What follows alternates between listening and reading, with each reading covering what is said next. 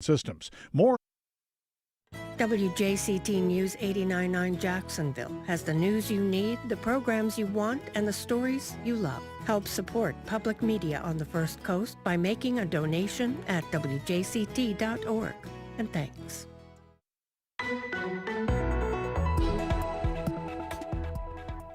Florida's nursing homes finally come out of lockdown. I'm Melissa Ross, and just ahead this hour on First Coast Connect, after a year in lockdown, Florida has relaxed rules for visiting residents in nursing homes and long-term care facilities.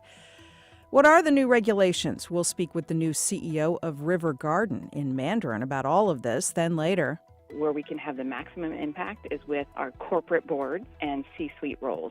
More women need to be in C-suites and on corporate boards in Northeast Florida. Angela Timberlake is the new vice president of Elevate Women at Jax USA. We'll speak with her. That and more, just ahead.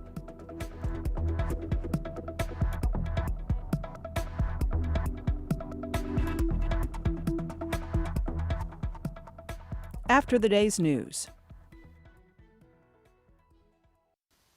Live from NPR News, I'm Corva Coleman.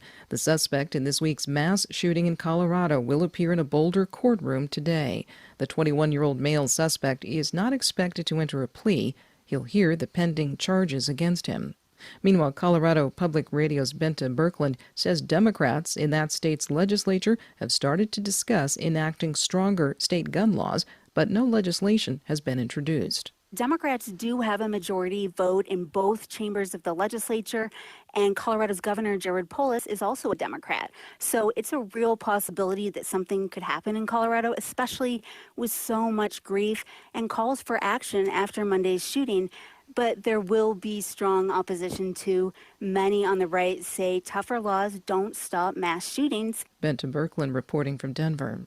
President Biden will hold his first news conference today. NPR's Windsor Johnston reports Biden is expected to face questions about immigration and gun control.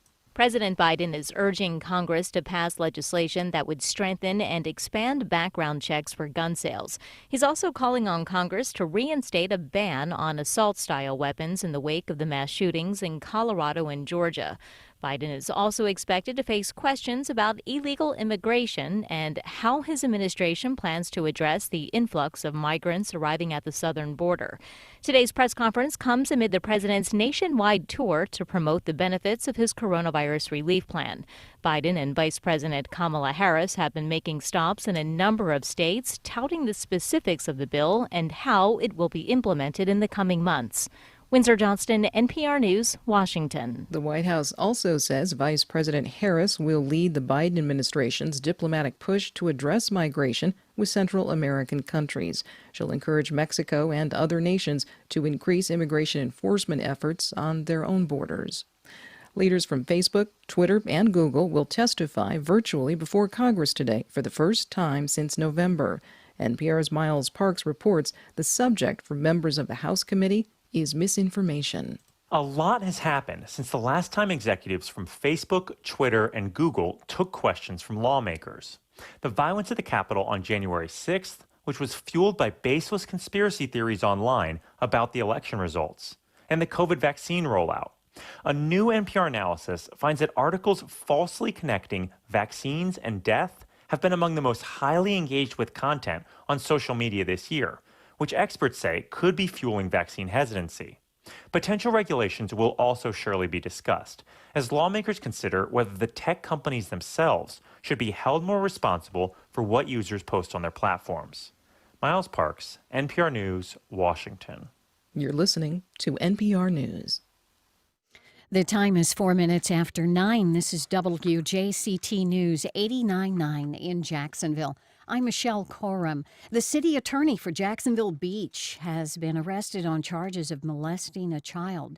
Christopher Ambrosio was arrested Wednesday by police in Atlantic Beach. He's facing charges of contributing to the delinquency of a child and lewd molestation of a victim older than age 12 but younger than 16.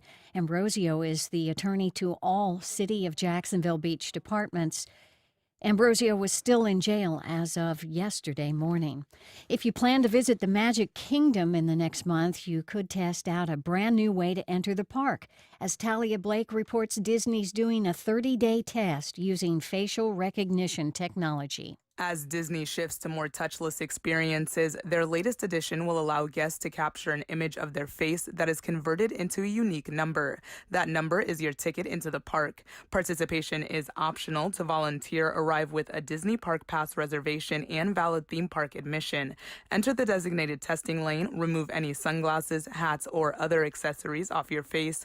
Face toward the camera and place your ticket or magic band close to the scanner to take the picture. Guests can test out the new technology through April 23rd. I'm Talia Blake in Orlando.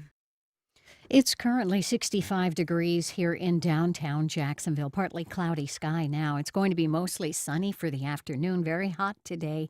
Upper 80s with a south wind. Mid 60s tonight. Near 89 tomorrow. Support for NPR comes from NPR stations.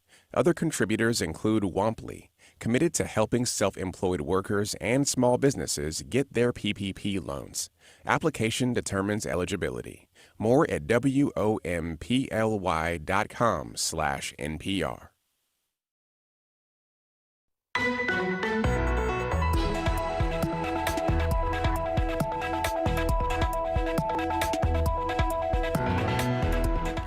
The state's nursing homes are finally coming out of lockdown. Good morning. We're live from Studio 5. I'm Melissa Ross, and this is First Coast Connect. Thanks for listening.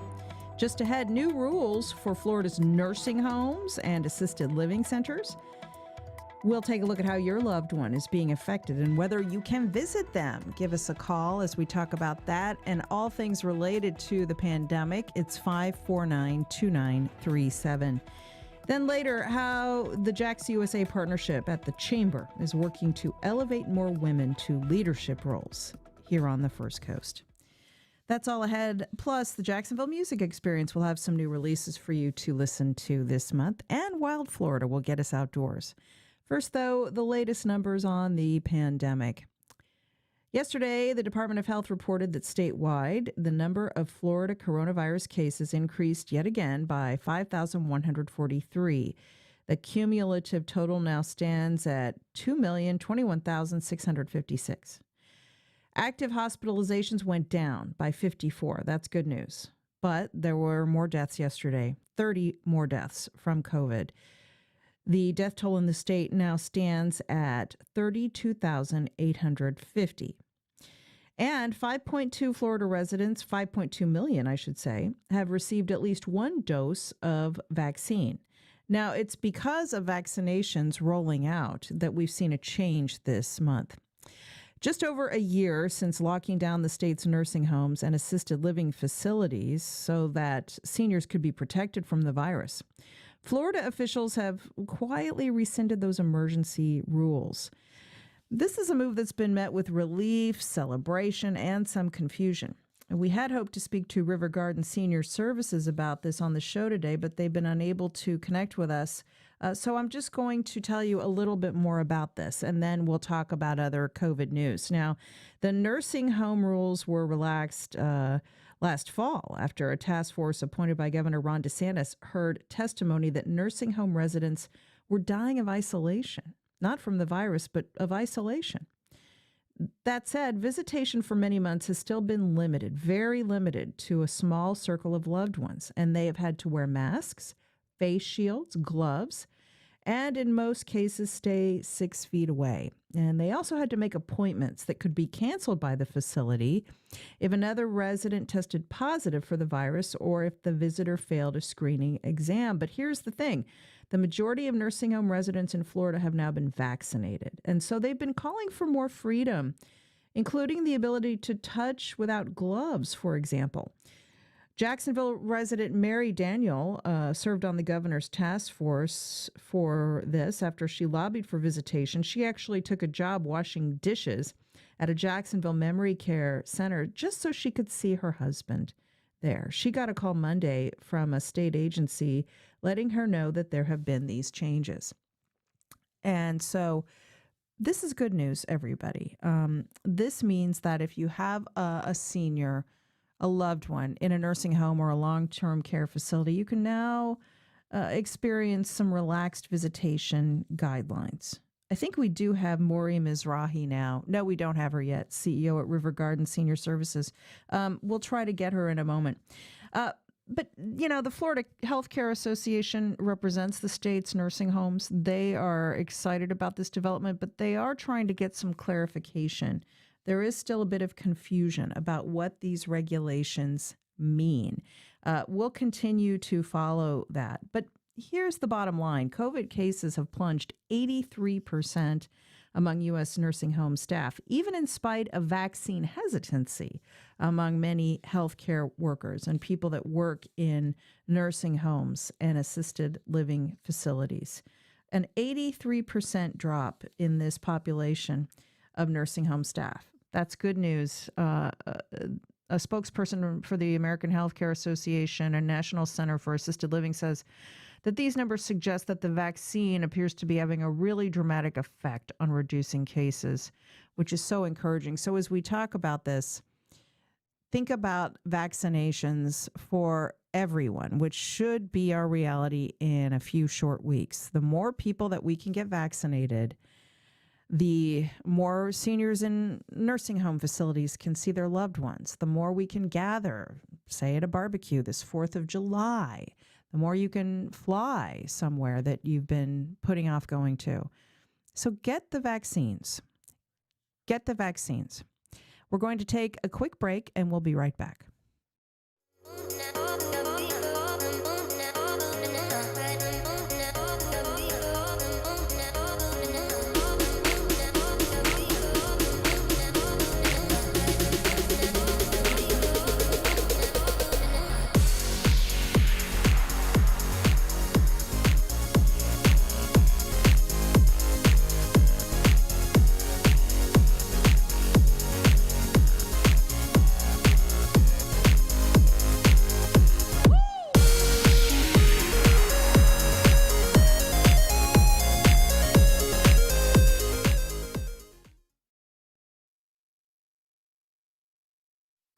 Starting now through March 31st, our Board of Trustees has generously contributed to a match fund in support of our spring radio drive. We can access the fund if we receive 300 gifts, which include 100 new members. Please help us unlock the trustee match. Go to wjct.org/donate now, and we thank you.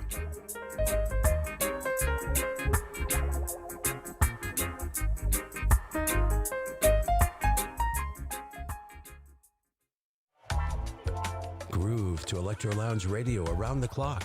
Allow the sounds of chill out, down-tempo, new jazz, and reggae to relax and inspire you. Download the WJCT app or visit wjct.org/jacksmusic to start listening today. BritBox and PBS Passport are now offering the best of all your favorite British drama, comedy, and more when you sign up at jacksbundle.com. Start watching today.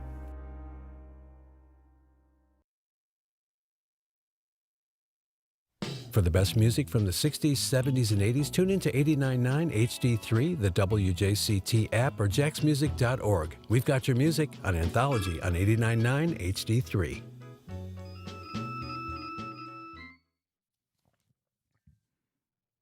Welcome back. Well, at the start of 2020, in what already felt like an age of disorder, our world faced one of the gravest global challenges in a century. COVID-19 raced around the earth and chaos erupted. Yet in the midst of this crisis, billions of people responded with love and caring. Across the world, people sought to connect, whether in person from a socially distant 6 feet or via a screen from 10,000 miles away. Special Olympics director Tim Shriver saw an opportunity for people hungry for community to answer this call for healing. In his new book, Unite, Tim asked monks and nuns, artists and activists, doctors and nurses, ex-presidents and ex-cons to come together to share messages of inspiration, transformation, and love. I spoke with Shriver about the Unite movement and his new book. Here's that conversation. Tim Shriver, it's great to talk to you. Thanks so much for being with us. Thanks for having me. It's my pleasure and honor. Well, I'm really excited to talk to you about this book, The Call to Unite. Can't think of a more timely message. We are so divided in this country and really around the world. We are traumatized, we're angry, we're worried, we're frightened. You organized the Call to Unite event last spring and raised millions toward coronavirus relief. So was it coming out of that event that led you to write this book? The book is a collection of voices. It's over 100 people from all walks of life. I think if they have one single message, it's that we can do better, that we can handle this. We can build a new future, a new version of us that's stronger, that's less toxic, less anxious, less angry. But we got to listen to our hearts. We have to listen to each other more deeply. We have to act with compassion. And we have to tune down the outrage. I think that's the message that came through. Outrage and hatred and violence are kind of an echo chamber in our national conversation. But there's another story of us. It's up to us to build it, and I hope this book will help people. It's a wonderful book if you're celebrating a birthday or missed a graduation and you're struggling with, what to do next, and maybe, you're struggling with overcoming a loss. In my family, we've had many losses. This is like a companion to help us build our strength back now in this hopefully soon post-COVID world. Yeah, gosh, let's hope so. Now you have people from all walks of life contributing to this, along with some really prominent people like Deepak Chopra, Pastor Rick Warren, Chef Jose Andres, and others. And so they offer their insights. What are some of the jewels, I guess, that really stand out to you in this book? Well, I think, look, Bishop Jakes does a beautiful meditation in here that leads with the idea that, in his words, pain always leads a gift. And look, I think we're at a period where we've all seen our fair share of pain, from COVID, from economic uncertainty, from hostility, from age-old oppressions. I think now's our chance to figure out what gift it's teaching us and how we can use this pain and transform it. I think, there's a new story emerging in here. You mentioned Chef Jose Andres. He talks about an empathy explosion. Courtney Meadows, who's just she's a grocery store clerk. She says, I choose to be positive for the people that come down the aisle for me. How about that as the mantra instead of what we would hear on the cable news channels? I choose to be positive for someone else. There's so many, Elizabeth Gilbert is in here. Julia Roberts is in here reminding us to care for our kids. There's a way by caring for children we strengthen ourselves. So it's really this great cross-section, President Bush, but also President Clinton are in here. One speaking of dignity, the other speaking of rising up by respecting dignity. Jay Shetty, who's such a beautiful, person who was a monk and is now teaching his beautiful work on purpose. So many of us struggling for purpose. Jay's voice springs from the page. Don't stop celebrating. Don't diminish other people's grief, but don't let that be a reason to stop celebrating. Waking up this morning and wondering whether there's something to celebrate today, Jay coaches us to say, yes, there is. So many, many voices here. Some, hugely famous, Amy Grant or the star Common or Oprah, but some just like your neighbor or like you, looking for the best in you, reminding us that we can do better. And I think that is such a hopeful message. But at the same time, let me ask you this. What would you say to people who believe that we are hopelessly divided, that there is no uniting or bridging our divides in this country right now? Well, I think that's the function of a long period of time in which we've lost the capacity to speak deeply and passionately about the things that are most important. Look, uniting is not accepting hatred. Uniting is not agreeing with other people. It's meeting hatred with a power that's greater than it. It is not just defeating your opponent. It's understanding their experience. Rick Warren talks about the wisdom gained from moments like this, to not to excuse the differences, but if we want to change others, so many people say we're divided. I want to change those people. I want to change their minds. They're wrong. They're wrong. Well, guess what is likely to make it worse? Contempt. Because contempt constrains change, makes people dig in, makes people side with their team against all odds, makes it impossible for us to see the other person. So if you want a sure recipe for further division, keep believing it's the only option. And then you're done. Because then we're finished. Then that's in the end of that day comes, for lack of a better term, war. So uniters don't compromise their beliefs, but they do listen deeply to others. They don't necessarily want to shift the other person until they first understand the other person. And those are the deep values that I think we're hungering for. We got to tune out some of the outrage and tune in to some of the uniter energy. And I think then we can overcome some of these divisions and find common ground. I mean, it's not like splitting the difference, but there's a lot of people who agree on big issues we think we're divided on, right? All the polls say this. Oh, we're so divided on issues like guns and violence. Actually, we're not. We're so divided on immigration. Actually, guess what? Most of the polls suggest most Americans agree on these issues. But the politics and the outrage industrial complex, Arthur Brooks is in this book, telling us we're living with an outrage industrial complex that benefits from telling us we can't do it. This is the book that tells us we can. Well, thank you for that. It's a pleasure. He's Tim Shriver. Did I convince you? The question is, did I convince you? Oh, look, we can keep hoping and working toward it, towards a more perfect union. That's all we can do, Tim. And I want to thank you. It's a pleasure to talk about your book. It's called The Call to Unite: Voices of Hope and Awakening, edited by Tim Shriver, along with Tom Rossert, and epilogue by Maria Shriver. So, Tim, thanks. Thanks so much. Thank you for having me.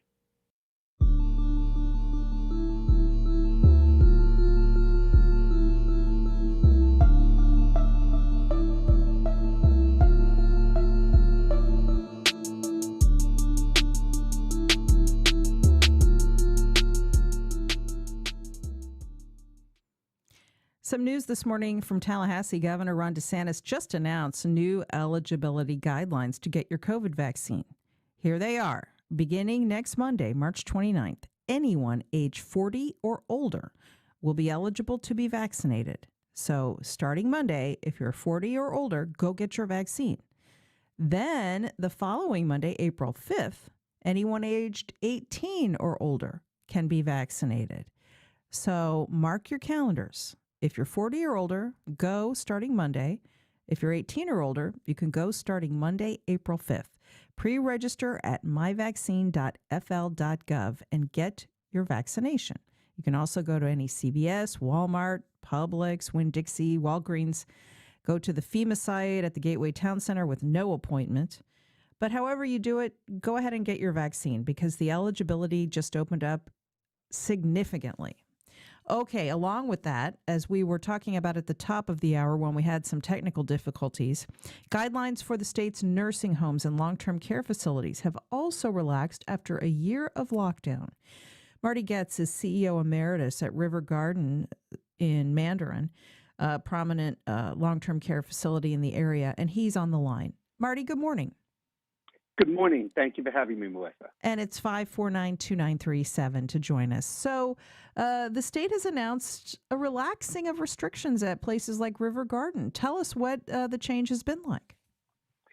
Actually, the change following the state's relaxation, or actually ending of their restrictions, is having a minimal effect on us because we've been following the federal guidelines really from the very beginning. And virtually all nursing homes have been doing that. Some of the more onerous record-keeping and restrictions that the state had put in early on in the pandemic are now over, and that's a good thing. You have to remember that the government federal government focused on immunizing the most frail, at-risk population in the country as vaccine became available. And they did that really well, mostly through national partnerships with Walgreens and CVS pharmacies. But they focused on nursing homes, assisted living facilities, and seniors communities, and that has been to good effect. It changes the game. It really is a game changer. Yeah. So, for example, at River Garden, we had 98% of our residents immunized. The end of December, the first weeks of January. And that high vaccination rate among residents and staff, that's really what's been driving this, correct? That's correct. We would not be we would not be realizing these changes if we had not achieved the kinds of rates of vaccination that we're seeing in Florida and around the country for seniors. And, you know, there's been two tracks here. There's been the fear of the virus and losing people to the virus, but also the horrible impact of people being isolated and unable to see their loved ones. That's taken such a toll, Marty. So how much more hopeful are residents feeling now that they can hug and touch, hopefully, their loved ones and spend time with them? Yeah, and I would caution people they still need to be wearing masks. It's not rocket science. People need to continue to wear masks. You can still get the virus even after you've been vaccinated. The best of those numbers, which were with the Pfizer, BioNTech, was about 95%, which means 5 people out of 100 will still get infected again. They're not going to end up sick or dead likely, but they can get sick again. It's been to very good effect. The fact that the overwhelming majority of families that come to visit have been responsible and gone and gotten vaccinated takes a situation and makes it much more manageable.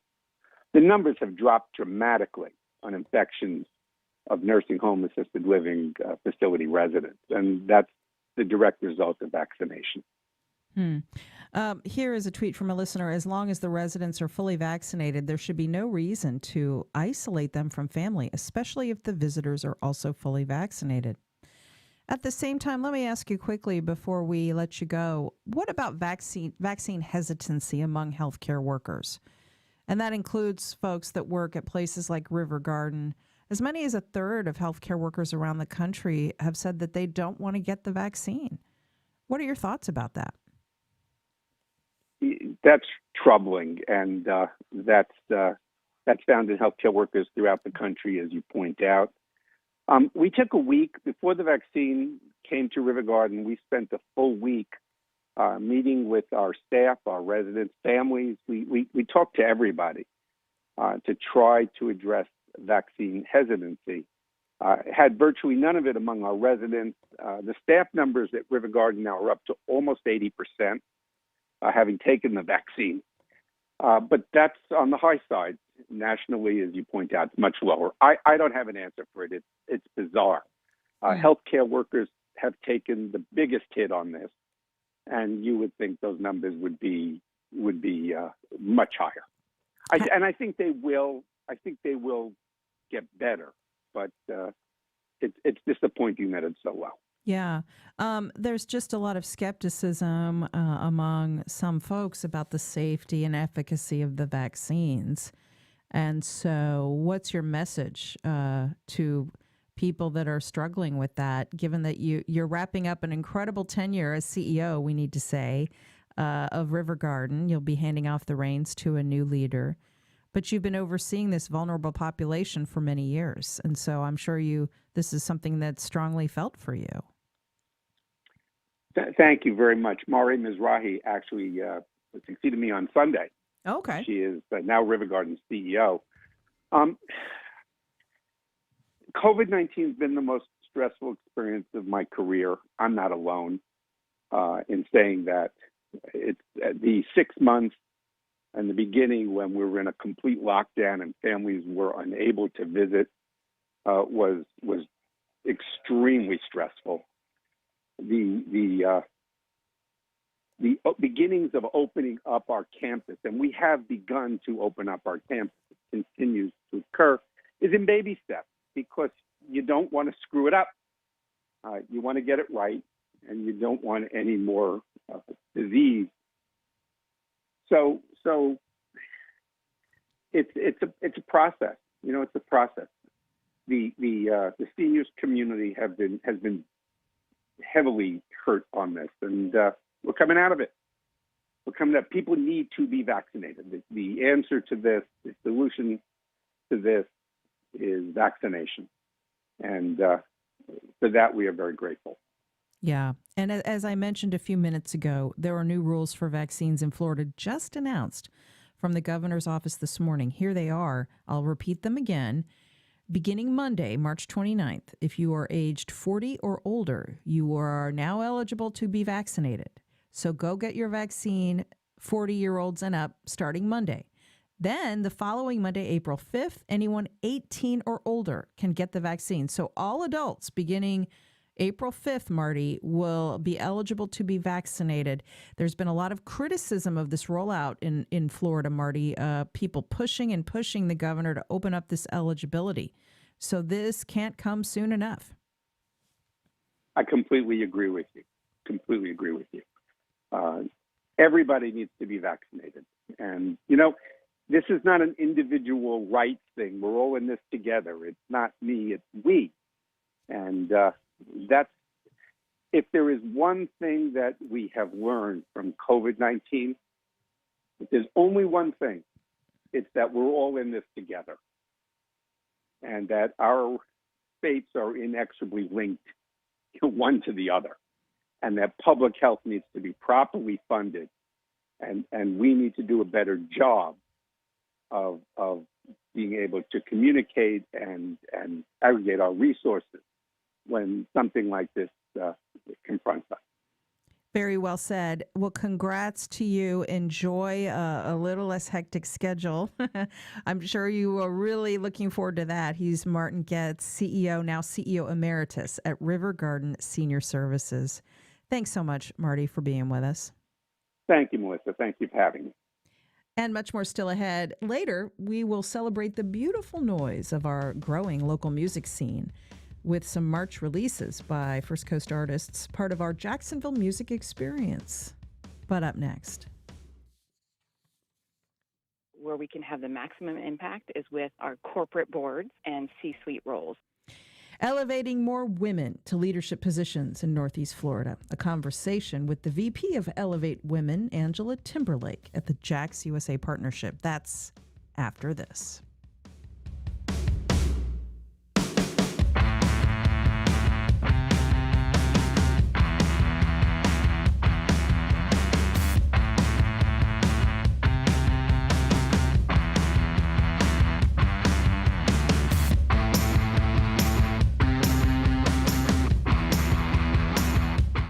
And good morning. I'm David Luckin, station manager here at 89.9, or I should say WJCT News 89.9. And I want you to go to the phones and give us a call so that you can help us unlock the trustee match. Our Board of Trustees has generously contributed to a match fund, which we can access if we receive 300 gifts, which include 100 new members. So all of you new members, you new listeners, we need you to call us right now at 353-9528, just like Lisa in St. Augustine did, Jenica in Jacksonville, Helen in St. Augustine, and Stinson L. of Mandarin. Thank you so much for your generous support. We couldn't do what we do every day without your help. Call us now, 353-9528, or 904-353-WJCT, or anytime at all at WJCT online at WJCT.org.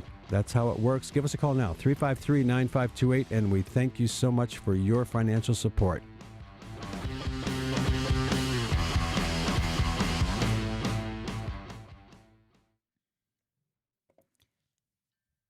Welcome back. Well, yesterday marked Equal Pay Day. That's the day into the next calendar year most women have to work up to just to earn the same amount as a white man earned in 12 months last year. So we've still got a long way to go in terms of seeing more women get equal pay and also elevated to leadership roles in both government and business. Angela Timberlake is vice president of Elevate Women with Jax USA Partnership. I spoke with her about her mission to get more female executives onto corporate boards and into local C-suites. Let's listen. Hi, Angela. Good to talk to you. Thanks for being with us.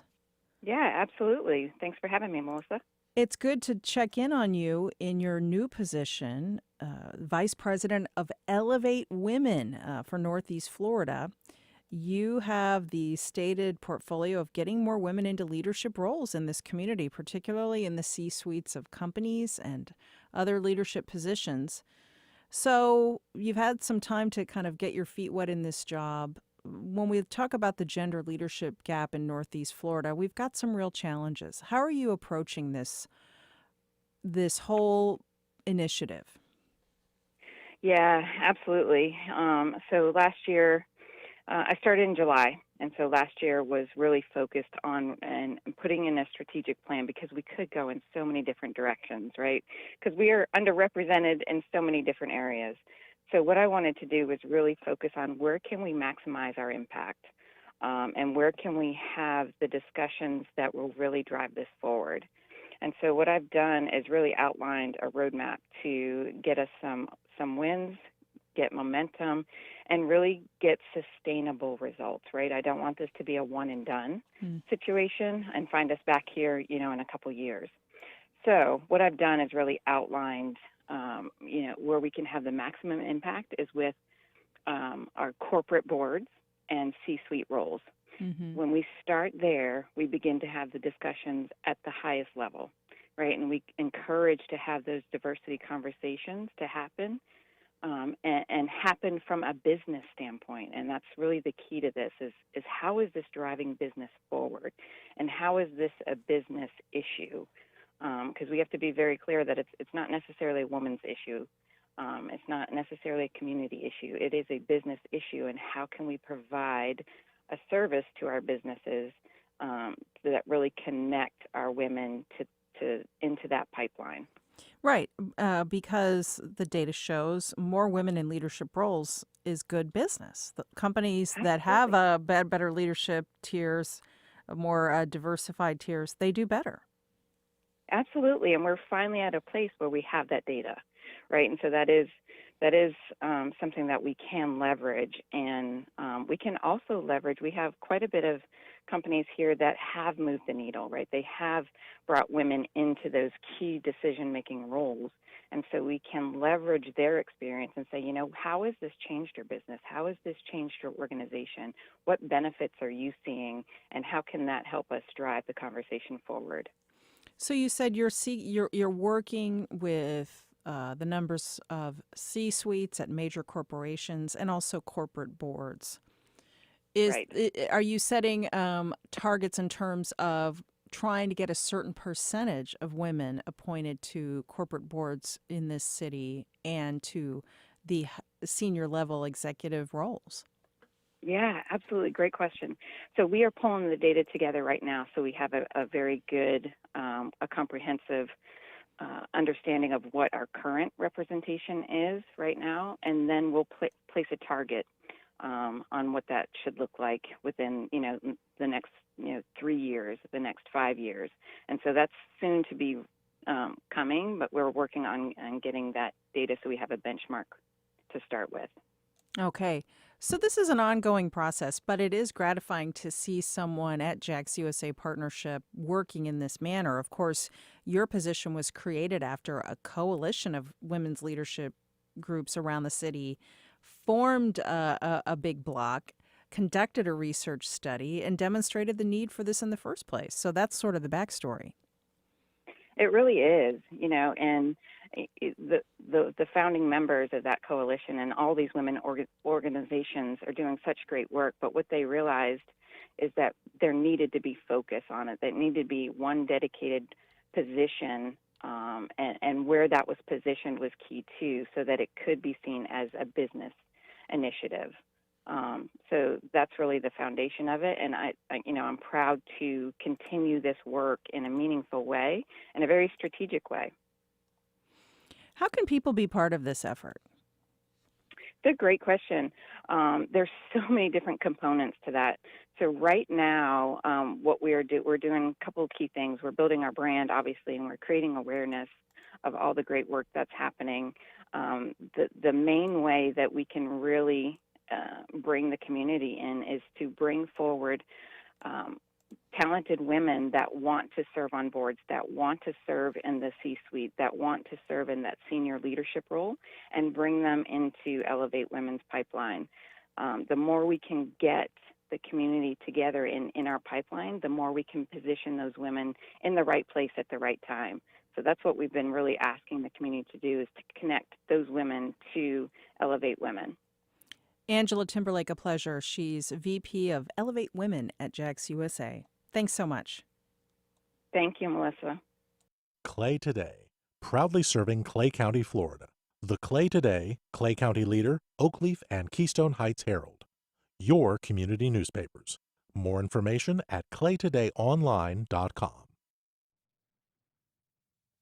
Well, spring has sprung, and right now we've got a few ideas for you to get outside and enjoy this beautiful time of year before it gets too hot out there.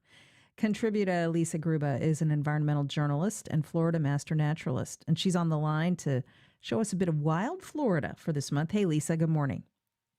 Good morning, Melissa. So good to hear your voice. It's such a beautiful time right now.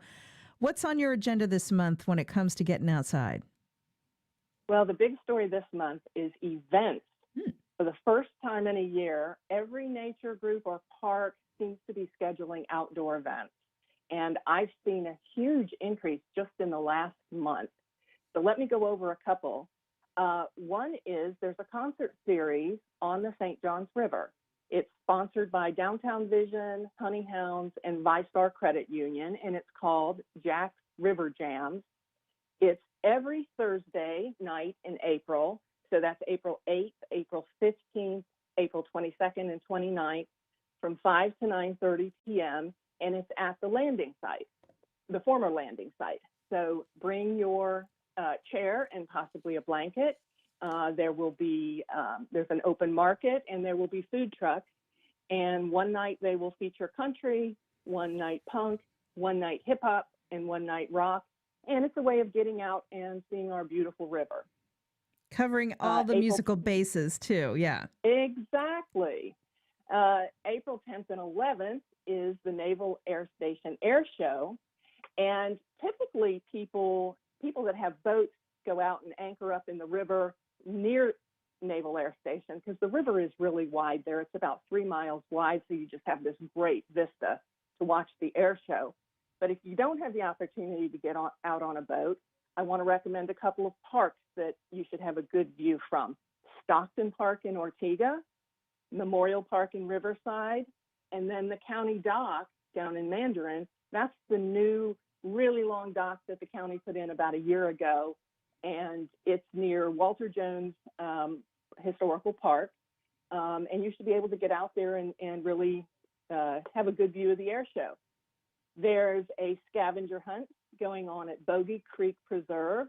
Bogey Creek Preserve is North Florida Land Trust new property, and this is kind of how they're showcasing it. They're sponsoring this scavenger hunt, which you don't have to do all at once. You can do over a period of time up until April 10th, and they, in the kiosk where you enter the park, it lists 12 things to find in the park, and you take a picture as a way of finding them. It's a way of getting to know their new conservation land. So there's also a kayak and canoe cleanup on Sunday, April 18th at McCoy's Creek, and Rising Tides is sponsoring that. And that's the young professional group of St. John's Riverkeeper. They do a lot of area cleanups and service work, and it always involves beer, which I think is a great combination. Sure, why not? And one more thing to listen for, there will be an ADAPT event in April. That's WJCT's magazine covering resiliency in Northeast Florida. And right now, Brendan Rivers is working on another ADAPT event. So listen in for an announcement about that. Absolutely. adaptflorida.org, our website. There's other places where people can take notes on these events, including your website, right? That's right. If you go to my website, Florida Field Notes, I will have all of these listed with a link. And then if you forget the name of that, at the end of every day after First Coast Connect finishes up, there's a synopsis posted on the WJCT website. There will be a link to of my website. But all of these events are listed on Facebook. So you can also kind of just do a search on Facebook. Excellent. Lots going on for April. Get outside and enjoy yourself. What else is on your radar this month? Well, if you've been outside yet at all, you've probably noticed that flowers are in bloom, both domestic and wildflowers. Azaleas have had a kind of an average last couple of years because we've had some extreme temperature spikes during the winter. So they'll get started and then they'll stop and get started. But this year they are on fire. They are really beautiful. And I want to recommend a couple of parks where you can see azaleas out in the wild. One is Washington Oaks State Park. That's an hour south of here in Palm Coast between the Atlantic Ocean and the Matanzas River. It has parking with beach access, paved trails on the river with benches and picnic tables. You can watch bottlenose dolphins, West Indian manatees. You can watch the boats going up and down the intercoastal. People do go and fish there, and it's saltwater in the river there. So there's mangrove snapper, red drum, blue crab, and they will have saltwater fishing clinics, which will resume soon. So watch for that. There's a home on this property that was built by a New York family who were founders of the RCA Corporation, and they donated this land to the state in the 1960s. So you have undeveloped raw Florida, except for this 20-acre or so parcel in the center where they planted some formal gardens under the oak. And it's really beautiful. So they have azaleas, camellias, bird of paradise, bromeliads. Their roses are about to come into bloom.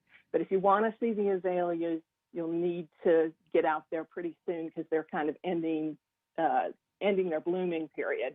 But as the park ranger says, there is always something in bloom there, and it's really beautiful. The other place I want to tell you about is Jacksonville Arboretum. That's a garden north of Arlington that was planted by citizens on former titanium plant property. It has many different ecosystems. When you enter the property, there is a great trail map and visitor guide there. It's more than just a map. It's got all kinds of detailed information on the different species they have there. They've got live oaks that are over 100 years old. They've got longleaf pine, and there's wild azalea right now.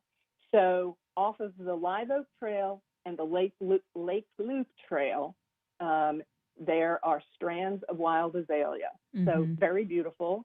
Get out and see that now. And they don't have any of their group events scheduled right now, but if you're into yoga, they have different poses at different recommended at different points along the path that you can just scan with your mobile phone. That's cute. So, yeah.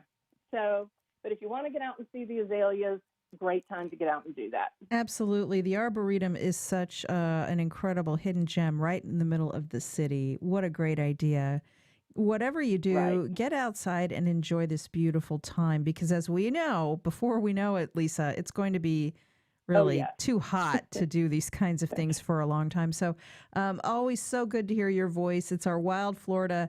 She is environmental journalist, contributor, and Florida master naturalist Lisa Garuba on the line, getting us outside this month and in April. Thank you so much, Lisa. You're welcome. Great to talk to you, Melissa. You as well.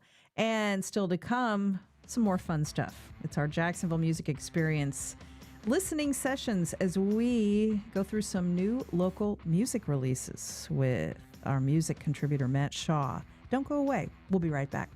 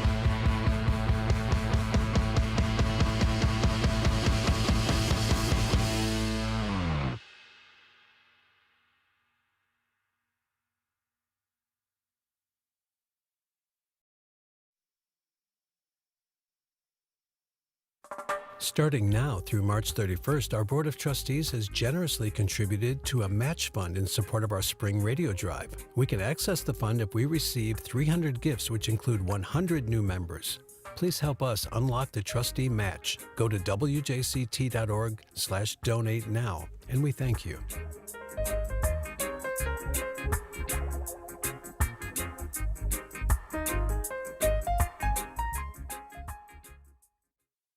I'm Tanya Mosley. When Walter Kim became the first person of color to head up the National Association of Evangelicals, he wanted to be a different kind of leader. Evangelicals need to move away from this controlling metaphor of culture wars. I think we have an opportunity to have a different kind of metaphor, a metaphor of bridge building. That's next time on Here and Now. Today at 2 on WJCT News 89.9. On the next Fresh Air, the threat of domestic terrorism. We talk with Elizabeth Newman. She served as Assistant Secretary for Threat Prevention and Security at the Department of Homeland Security during the Trump administration. She warned about the growing threat and resigned after the Trump White House did not address it. Join us. Today at noon on WJCT News 89.9.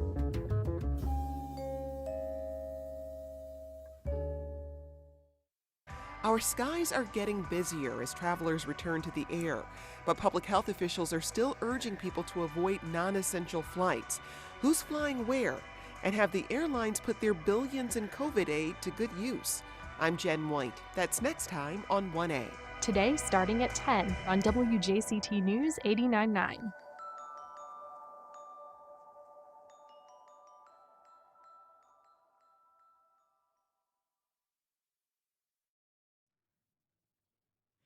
Welcome back. We've got some exciting local music releases to talk about right now. It's our JME DJ sessions, bringing you the beautiful noise of Northeast Florida through our Jacksonville music experience. Our regular music contributor, Matt Shaw, has been combing through some cuts, and he has them for us all to listen to right now. Hi, Matt. Hi, Melissa. Thanks for having me. It's good to have you. And you're in studio. I'm so excited. We have an in-studio guest. Is not cracking up over the phone. Yes, we're slowly bringing people back into the studio, which is super exciting. Okay, so what do you got for us? So I wanted to play some three cuts from kind of this indie rock genre, which is this broad, all-encompassing term that years ago supplanted what was maybe college radio or alternative in the past, but it's really just meant to define a band that bass, guitar, and drums mostly, but an independent band. And artists and listeners have grown increasingly genre averse. So some of this music, it spans the spectrum. You're as likely to hear something that sounds like Courtney Love as you are to Amy Winehouse, so everything. So these three bands embody that indie spirit. First up is Bobby Kidd. This is a group that's fronted by Anna Lester. Her voice, her vocal approach will sound familiar to fans of indie singer-songwriters like Snail Mail. They just released 2 new tunes, the first offering since 2018's Peach. The group has pop sensibilities, serious songwriting chops. The new tune is called Blue, the one that we're going to play, and it's a great example of what they bring to the table. So let's listen to Blue from Bobby Kidd.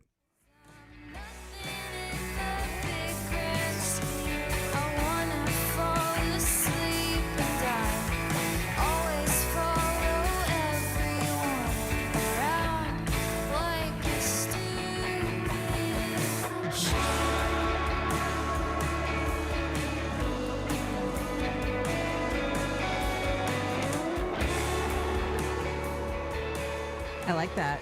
It's really great. Nice, right? Yeah. There's a lot of buzz around that band right now, too. They're all young. It's a quartet, and there's high ceiling for that group. Check them out, Bobby Kidd. Okay, let's talk about Swim. These are Jacksonville natives, but now based in L.A. Yep, they relocated to L.A. a few years ago. It's Swim, 2 M's, title case, all the letters, if you're looking for them.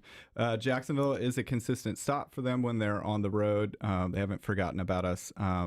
Their sound has morphed over the years. They were kind of a heavy rock band when they were here, and over the years, they've gone more pop, more mellow. This new song called You Never Fake It really puts the lead singer, Chris Hess's excellent voice at the forefront. and it's very much in that sort of pop soundscape. So let's listen to You Never Fake It from Swim. You don't ask of me too much, but when you leave, all of me is what you take. She's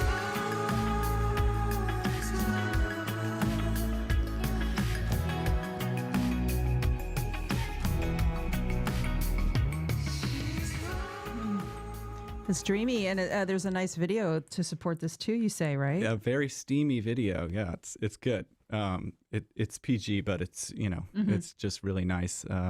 It's a pretty video. So like Adult Swim. Sorry, I couldn't resist. Okay, so that's Swim, You Never Fake It. The Jacksonville-based band now out on the other coast. Mm-hmm. And last but not least, let's talk about Dust Fuss. Dust Fuss is a garage rocking project from St. Augustine's Taylor Olin. In the St. Augustine music scene, a lot of people are probably familiar with Dust Fuss because they've been performing at most of the cool local venues there for some years now. But the song "I Don't Even Know Her" is Taylor Olin's first ever release, first recorded piece of music that she's put out under the Dust Fuss moniker. It's a dancey and fun song, retains that kind of garage rock grit to it. So let's listen to "I Don't Even Know Her" from Dust Fuss.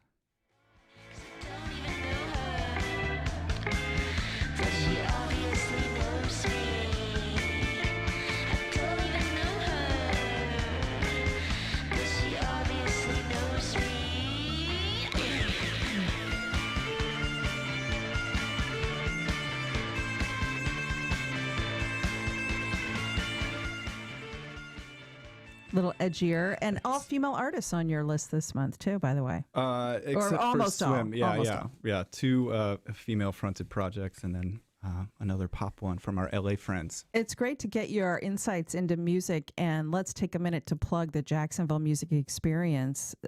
We have several new radio stations that play different genres and eras of music. Where you can hear this kind of stuff and a lot of other music. If you go to wjct.org/jacksmusic, learn all about JME. If you have an HD radio, you can listen to all of our channels through that. You can listen online, and hopefully later this year, we're going to be getting back to live music in our studio. Yeah, I'm excited about that. Yeah. I'm hoping, as you mentioned this morning about them opening up capacity for vaccines, I'm hoping people in my age group start heading out there to get their Fauci ouchie. Yes, exactly. So we can all listen to music together again. That's right. Matt Shaw, always adding great insights to this show. Thank you so much. Thanks, Melissa. We'll close with Blue from Bobby Kidd. I'm Melissa Ross, and thanks for listening. We'll be back tomorrow for our Friday Media Roundtable. See you then.